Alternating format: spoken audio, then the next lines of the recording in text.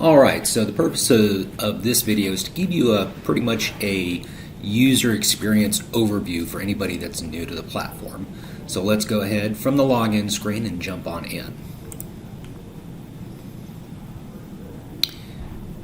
Alright, and also what might show up is what is the table of what industry do you work in. They can either select none or they can select several and then submit from there. It's totally optional. So if people can't get past that point, just tell them to select none and hit submit, or actually submit what they're actually here for. So anyways, as far as a landing page that they first see is right in the all templates. Now when they first come here, it's going to default to 6x9 postcards. They also have the option to do 11x17 brochures. They could also separate by industry if they so choose, but really we've catered mostly to real estate agencies. We may branch out more as time goes on, but that's where most of them are. And then you can also filter by other different ways, where we actually have broken down in this section by individual real estate agencies. Also anything that's a holiday like 4th of July, Christmas, so on is here. If they want to search by name, they can just go here. And how that works, you can simply just type in Realty. And all the pre-made templates that we have for Long Realty will pop right up. Alrighty. Then also, if you go to seller valuations, these are specific type. There we go. These are a specific type that pulls it pulls the address, and we'll show you how to deal with that later. That pulls the address that's on file, and then it produces a valuation URL that they can type in and get an instant valuation on their home. Now that has to be manually put in, but there's a specific way to pull this to use these, and we're going to be discussing that later on. If they want to upload their own design, they can choose to do front or back. And then we can also auto-generate. Anytime that they have used a template or used a template and saved it, then it will show up under My Templates. But before they do anything, they need to upload a mailing list. Alright, if they already have their own mailing list, they can go ahead and just go to Add Update CSV. They also have the option to purchase a list, but we're going to cover that in a later segment. If they want to manage lists they've already uploaded, we'll be dealing with that soon, but it goes there. Then you have the suppression list, where if you want to suppress, or if somebody had asked to no longer be mailed by you, you just add their address there and it automatically excludes them from any list, and we'll go over how to do that later. But anyways, so let's go ahead and upload a mailing list. So it just so happens I have one right here. And we'll call it Opticam. Alright. Go ahead and upload it. Alrighty, so once it's uploaded, it's going to try to detect and auto-assign what it is that it's detecting. It's going to read the first line, and if it happens to match property address, hey, look at that, we already match it. More often than not, they'll have to manually do this. If you keep scrolling over, it can't quite figure everything else out. So then it has to be manually assigned. So then you just pull it down. In this case, this is a type of mailing list that's meant for ASVs. If we were to do just a standard mailing list, we would only need the owner's information. So in this case, we want, so we get a proper valuation, we do need the actual property address. But anyway, so you just go ahead and make sure all of them are assigned. Zip code. And in this case, subdivision definitely does help. So make sure you assign it. They can also add a custom field, but very rarely are they ever going to need it. Then in their in this column, it needs to be a first name or full name. This can also be broken down into first and last name if they have it already set that way. They just need to map it correctly. Alrighty, and also this bar can be somewhat hidden, so if they're having issues, just tell them, okay, yeah, just there's a little vanishing bar at the bottom that you can use. Alright, and then the owner's information is mailing address, mailing city, mailing state, and mailing zip code. Now, if we were not going to, now we can always map it like this, and it can be used interchangeably whether we're mailing a automated seller valuation or just a standard postcard. But it is not necessary for a standard mailing to have the property information. It just needs this information for all the way over. So once those are all and also if you have ones that you want to ignore, you can just go ahead and click ignore. But if you have multiple ones, you'll have another button down here that says ignore all unmapped. So now that we have those all mapped, we go ahead and hit save. Yes, we do.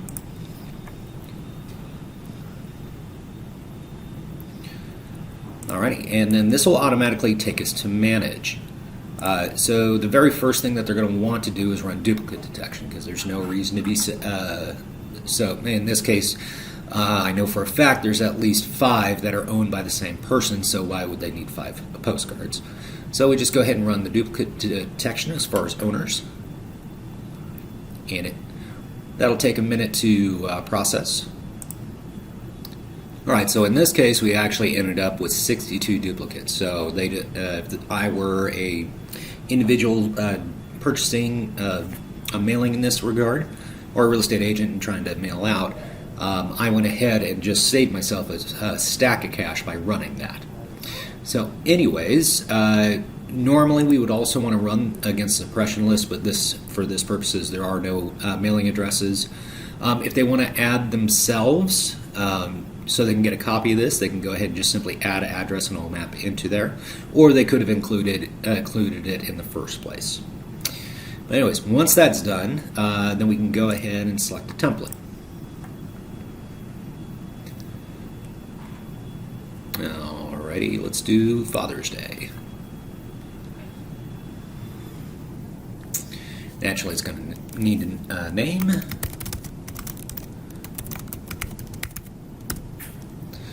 Alright, we're going to go ahead and select that list. Alright, and now if it's just standard class, they have the option where it is 70 cents, and it could be 1 or as many as they'd like. It used to be 5 to 15 days, but now it's 5 to 18 plus days due to the slowdown that we've had at the post office. So if anybody asks, that's what standard class is, because maybe they didn't remember or read it. They also do have the option for 21 cents more per postcard to upgrade it to first class, which is 2 to 6 days. Then you also have the option to add a super shiny UV coating protectant, which is absolutely awesome, but that's also 3 cents a piece, and then we can get it extra super thick as well for an additional 5 cents per piece.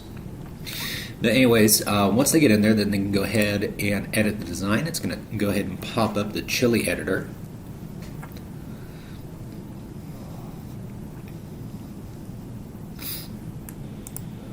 Alright, and let's go ahead and get you kind of familiar with it. Anything that is coded as an image box, like this one is, you can go ahead and just drag and drop into it.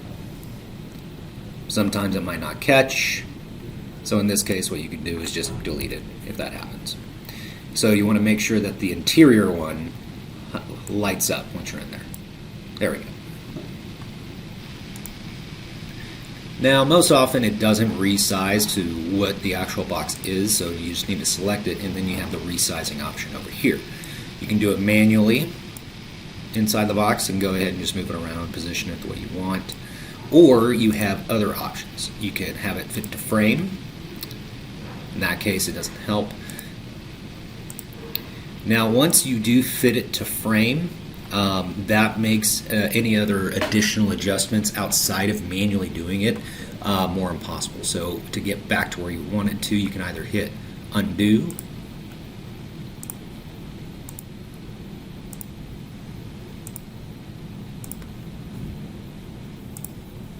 and in this case it's not really working. So we can go ahead and just resize the box manually back to where it was.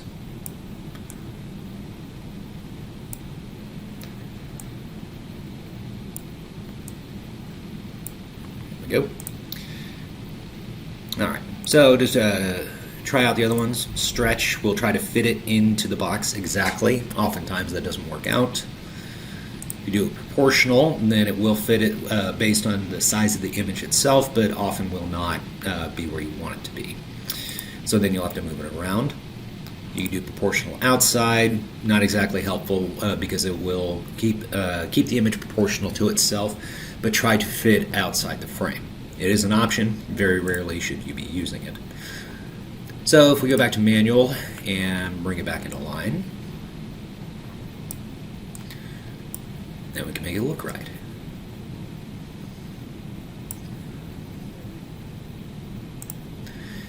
Then you can make the editor resizing window go away just by clicking on a background either here or here.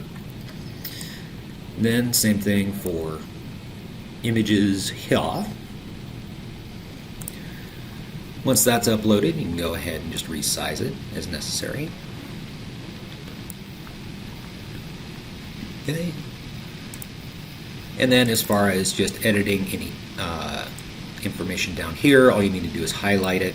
And then it will give you a whole bunch of options over here where you can actually change the color of it. So text color is now black. Yay. You can even add a border. You can even fill the box with different colors. Now you can do the quick, down here they have visual quick picks. They can do all colors, or they can do custom, where they can do CMYK, RGB, or hex. All they need to do is put the values in, or pick the right one and then put the values in, and it will pull it up. This is going to be more relevant to people who have very unique colors for their brands and stuff like that, so that's where that's going to be useful. So anyways, and then then your text options, pretty standard ones. Limited, they can play around with this. Changes the thickness, in this case, font thickness, thinner, and then so on. You can underline it, you can strike through. Oftentimes, I don't think you're ever going to do that. You can do a superscript or a subscript, and then you can do your alignment as well. You can change the frame. Very rarely is anybody going to totally get involved with this unless they're going to be unless they want to go through the trouble of this. But very rarely is it ever going to be necessary. And then just to change anything, you just highlight it. And, in this case, it's. And what's even better is that if you fall outside of the box width, it automatically tries to resize to get all the information back in there, as you just saw. Which is awesome, by the way. Now, if they want to add anything, they can add an image frame. Now, these are not images themselves, these are frames. So if you want to add an image frame, you just select that, pop it in there, and you can resize it. Same with shape, a specific shape.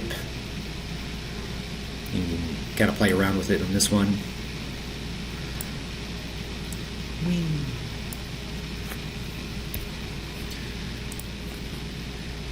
And then these are all pretty self-explanatory. You got a rectangle, circle, and then if they want a line, they can throw that in there.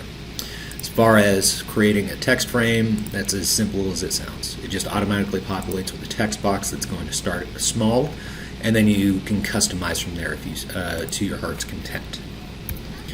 All right, and once they're happy with what they've got, it is very important that they save their progress. If they try to exit or refresh, they will lose everything.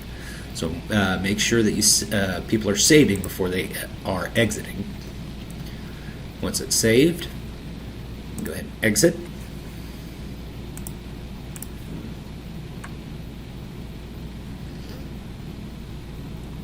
Alrighty, and we pretty much have completed our first order.